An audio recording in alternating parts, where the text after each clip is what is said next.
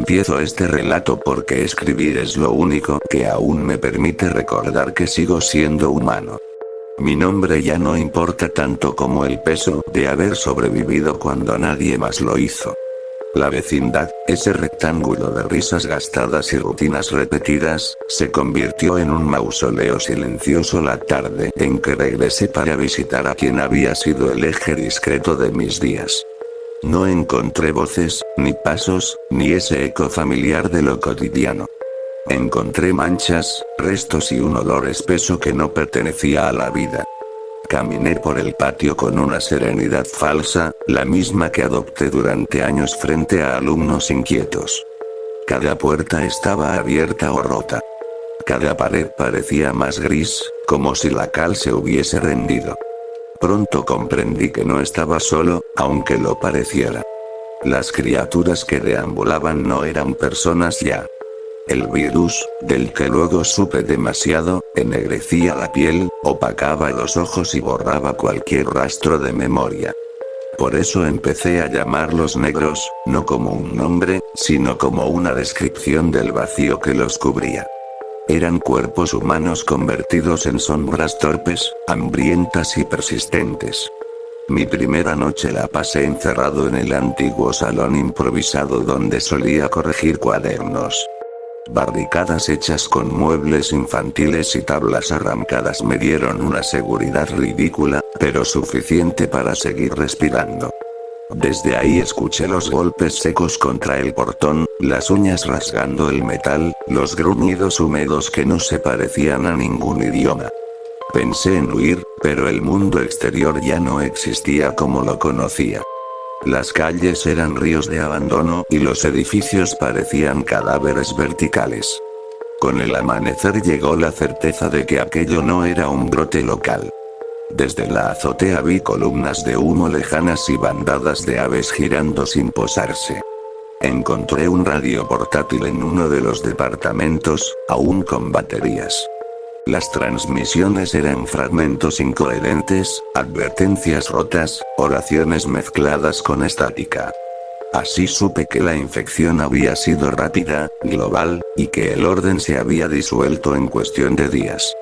El virus se transmitía por fluidos, por mordidas, pero también por el aire en espacios cerrados.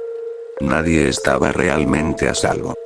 Los días siguientes los dediqué a aprender a sobrevivir. Salía solo cuando era necesario, cubriendo la piel, evitando el contacto. Descubrí que los negros reaccionaban al ruido y al movimiento brusco. Lentamente, el miedo se transformó en método. Sin embargo, ellos no eran el único peligro. En una expedición a una tienda cercana me encontré con los primeros vivos desde la catástrofe. No eran alivio, eran amenaza. Hombres y mujeres armados, con miradas endurecidas y sonrisas torcidas, defendían territorios imaginarios.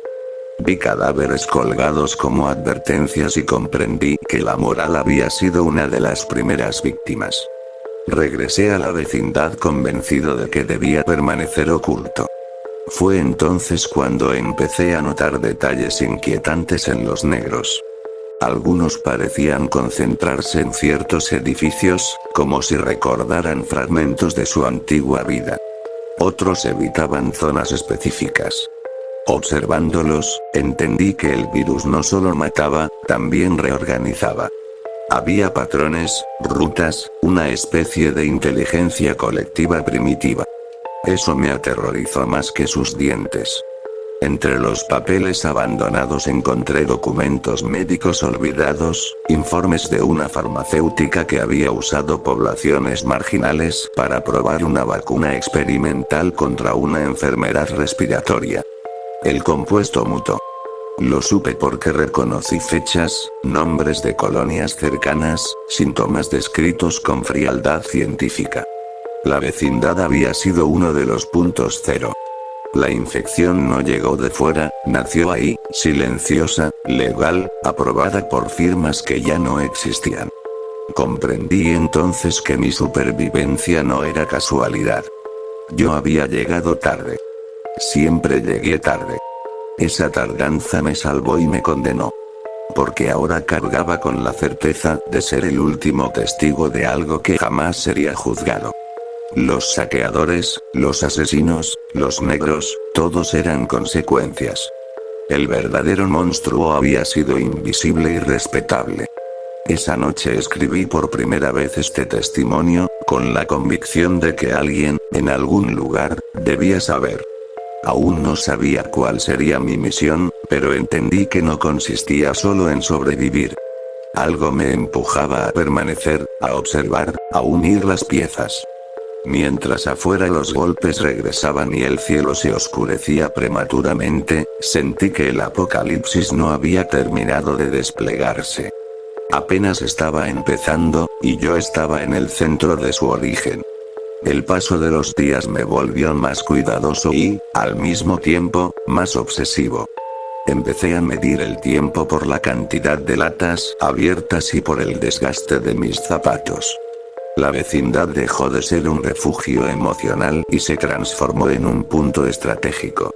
Desde sus pasillos podía observar rutas, estudiar el comportamiento de los negros y anticipar incursiones humanas. Aprendí que los vivos eran más impredecibles que los infectados. Los negros seguían impulsos simples. Los otros seguían deseos. Mi cuerpo se adaptó a una rutina que jamás imaginé para mí. Subir escaleras con sigilo, dormir en intervalos cortos, limpiar armas improvisadas con disciplina casi académica.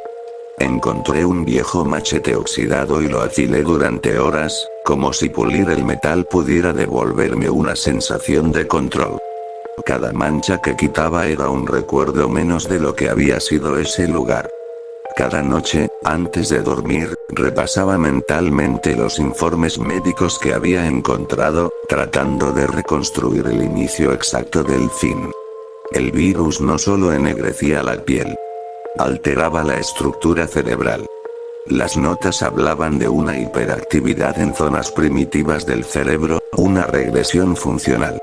Sin embargo, lo que observaba contradecía la idea de un simple colapso. Algunos negros se detenían frente a espejos rotos, otros repetían trayectos específicos, como si la memoria muscular sobreviviera a la muerte. Empecé a seguirlos desde la azotea, marcando sus rutas en mapas dibujados a mano. Había concentraciones anormales cerca de edificios gubernamentales y hospitales abandonados. Una noche, mientras registraba un supermercado saqueado, fui emboscado por un grupo de supervivientes. No gritaban, no advertían. Su ataque fue eficiente y silencioso. Logré escapar por un pasillo trasero, pero entendí el mensaje. El mundo se había llenado de cazadores. Desde entonces, cada encuentro humano fue evitado o enfrentado con una frialdad que me horrorizaba reconocer en mí mismo. La educación, la cortesía, todo eso se había convertido en lastre. Volví a la vecindad herido y agotado. Mientras limpiaba la sangre seca de mi brazo, noté algo que había pasado por alto. En el antiguo departamento donde encontré los documentos, había símbolos marcados en la pared, apenas visibles bajo capas de polvo. No eran grafitis comunes. Eran marcas de contención biológica, códigos usados para señalar zonas comprometidas. Eso significaba que alguien había sabido, había intentado aislar el brote, y había fallado. La vecindad no fue abandonada por sorpresa. Fue sacrificada. Esa revelación me dio un propósito deformado pero firme. Decidí ir hacia el origen administrativo del proyecto, un edificio corporativo al otro lado de la ciudad. Sabía que era casi un suicidio, pero permanecer sin actuar era una forma lenta de desaparecer. Preparé provisiones, dejé notas escondidas en botellas, como si alguien pudiera encontrarlas algún día. Antes de partir, observé por última vez el patio vacío. El silencio era tan absoluto que parecía observarme de vuelta. El trayecto fue una sucesión de ruinas y amenazas. Vi barrios enteros convertidos en fortalezas tribales, con banderas improvisadas y cadáveres colgando como trofeos. Vi negros amontonados alrededor de camiones militares, como si esperaran órdenes que jamás llegarían. En más de una ocasión tuve que esconderme durante horas, conteniendo la respiración, sintiendo cómo el miedo se filtraba en cada músculo. Empecé a soñar despierto, a confundir recuerdos con alucinaciones. La soledad hacía eco dentro de mi cabeza. Cuando llegué al edificio, comprendí por qué los negros se congregaban ahí. El lugar emitía un zumbido constante, casi imperceptible, proveniente de generadores aún activos.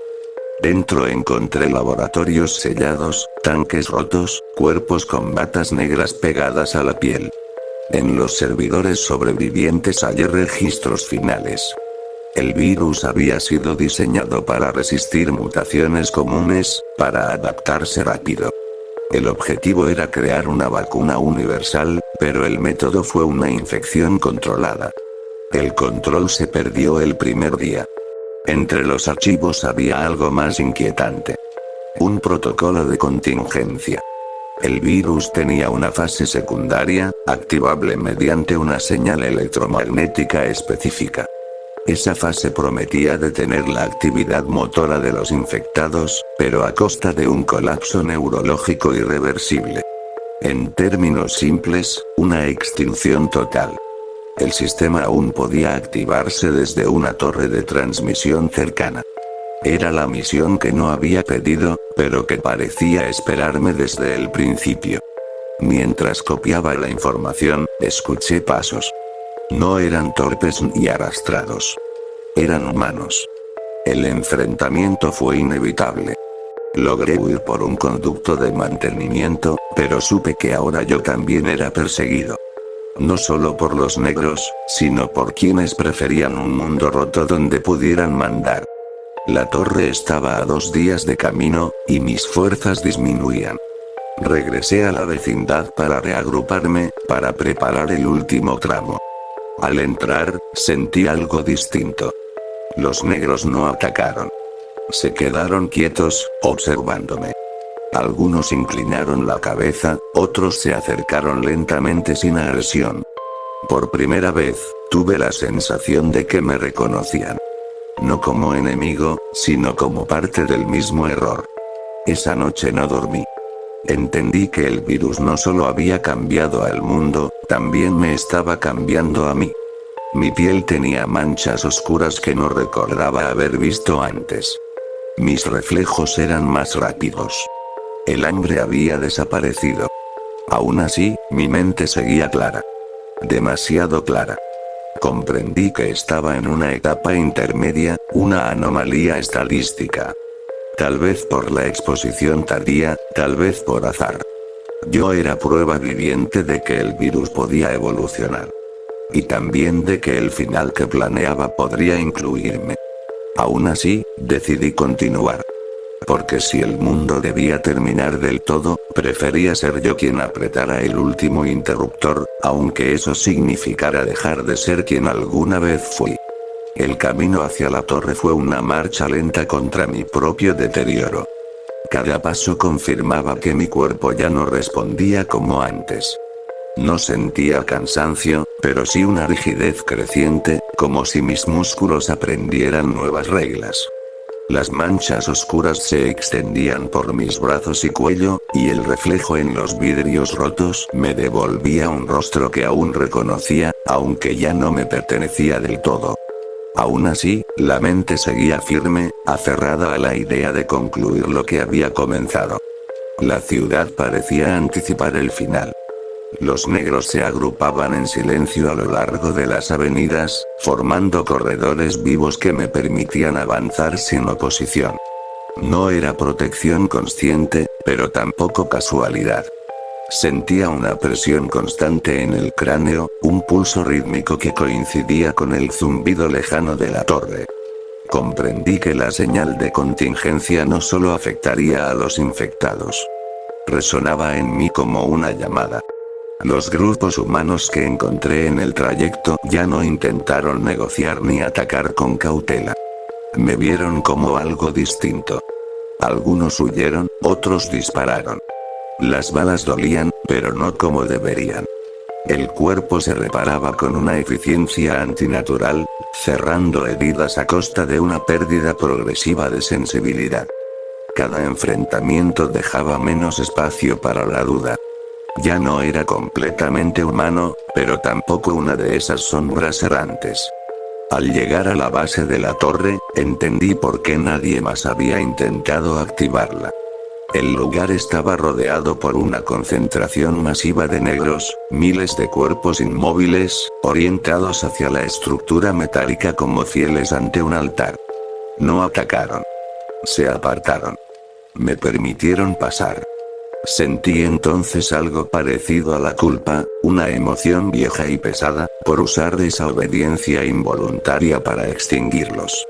La subida fue interminable. Escaleras oxidadas, plataformas inestables, viento cortante. A cada nivel, la presión mental aumentaba.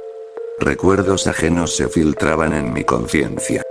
Fragmentos de vidas, imágenes incompletas, rutinas sin contexto. El virus no había destruido todo. Había almacenado restos. Yo era ahora un punto de convergencia, un archivo defectuoso que caminaba hacia su propia clausura. En la sala de control encontré el sistema aún operativo. Luces parpadeantes, pantallas con datos congelados en el tiempo. Activar el protocolo requería una presencia biológica compatible, alguien que pudiera completar el circuito final. Los documentos lo insinuaban, pero no lo afirmaban. En ese momento supe que nadie más habría podido hacerlo. La fase secundaria necesitaba un intermediario vivo e infectado. Necesitaba a alguien como yo. Mientras conectaba los sistemas, el dolor apareció por primera vez con claridad. No físico, sino existencial. La certeza de que al activar la señal no solo apagaría a los negros, sino también lo que quedaba de mí. Afuera, la masa comenzó a agitarse, como si presintiera el desenlace. El cielo se oscureció con una rapidez antinatural, y el viento trajo consigo un coro bajo, casi armónico, que no provenía de gargantas individuales. Inicié la secuencia. La torre respondió con un pulso electromagnético que atravesó la ciudad como una ola invisible. Sentí como algo se rompía dentro de mí, una barrera final que había mantenido separada mi identidad de la infección. Los recuerdos ajenos se intensificaron hasta volverse insoportables. Vidas enteras comprimidas en segundos. El sistema pedía confirmación manual, una última validación consciente. La otorgué. El efecto fue inmediato. Desde lo alto vi cómo los negros caían uno a uno, como marionetas a las que se les cortan los hilos. La ciudad entera se silenció de golpe, sin golpes ni gritos, solo un apagón orgánico. El virus cumplía su última función, extinguiéndose junto con sus portadores. El mundo quedaba vacío, limpio de movimiento, pero no de culpa. Mi cuerpo colapsó junto a los paneles. Ya no sentía las extremidades. La piel oscura se extendió hasta cubrirlo todo. Pensé que ese era el final, y en cierto modo lo fue. Pero la señal no se detuvo conmigo. Algo de mi conciencia quedó atrapado en el sistema, distribuido en la red que había activado. No morí del todo. Me disolví. Ahora existo como residuo, como eco electromagnético en torres abandonadas y cables enterrados. No tengo cuerpo, pero conservo memoria. Veo el mundo desde fragmentos de energía, desde sensores rotos y pantallas sin destinatario. La humanidad que sobreviva no sabrá nunca qué ocurrió aquí ni quién apretó el interruptor. Tal vez encuentren ciudades en calma, cadáveres intactos, un silencio inexplicable. Yo permaneceré, observando sin poder intervenir, condenado a recordar lo que fui y lo que hice. El apocalipsis terminó, pero no hubo redención. Solo una lección enterrada bajo capas de olvido y tecnología muerta. Y yo, profesor sin alumnos ni voz, sigo aquí, atrapado entre el final del mundo y la imposibilidad de desaparecer por completo.